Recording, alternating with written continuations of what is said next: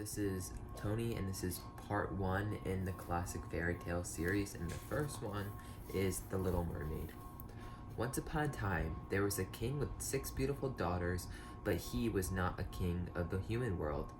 His lands lay far, far below the waves, where fish flashed like little jewels among the reefs and craggy rocks.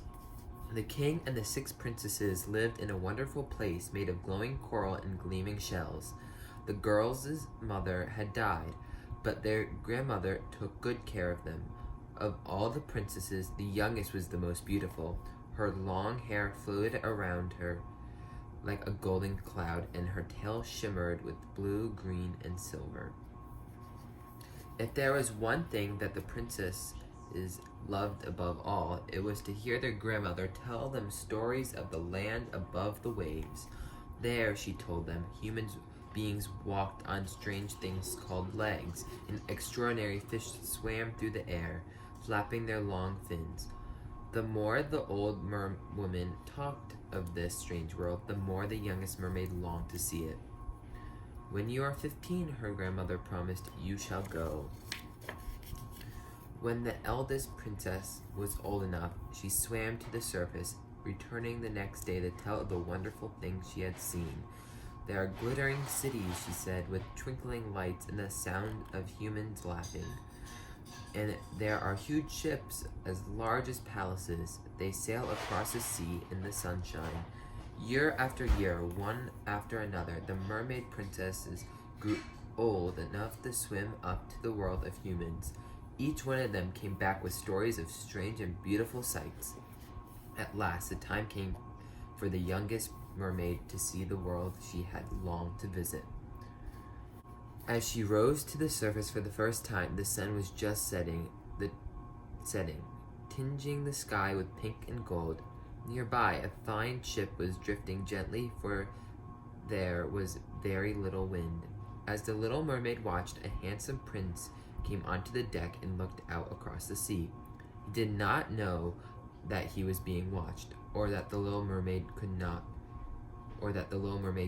take her eyes from his face. Darkness fell, and the ship began to toss as the wind rose.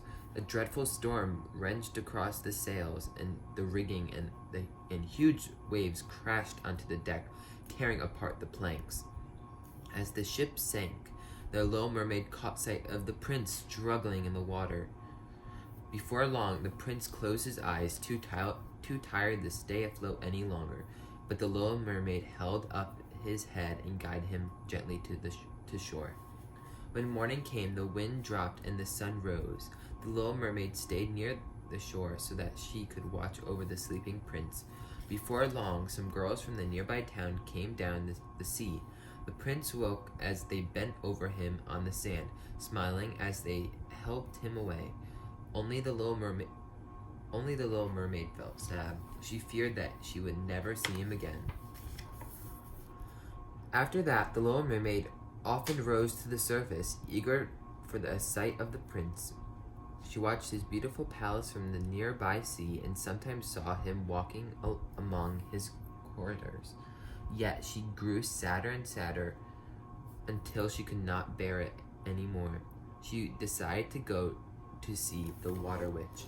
The water witch lived in a deep part of the ocean where water snakes withered in the cold water. When she saw the little mermaid, she laughed. "I know why you have come," she said. "You want to go and live in the human world so that you can be near the prince. You want me to turn your mermaid's tail into human legs, ugly as they are, but do you know the price you will have to pay?" "No," whispered the princess, "but I will gladly pay it. I will pay it gladly to be human.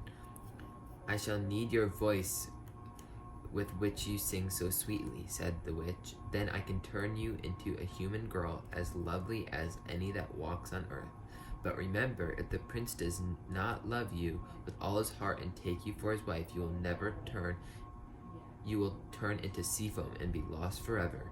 You can never return to your home beneath the waves." "Hurry," said the mermaid. "I have already decided." So the Water Witch gave the little mermaid a potion to drink. The princess rose to the surface and swam beneath the prince's palace. A terrible sadness overwhelmed her as she drank the potion, for she knew how much she was leaving behind. But that sadness was forgotten when she stood for the first time before the prince she loved.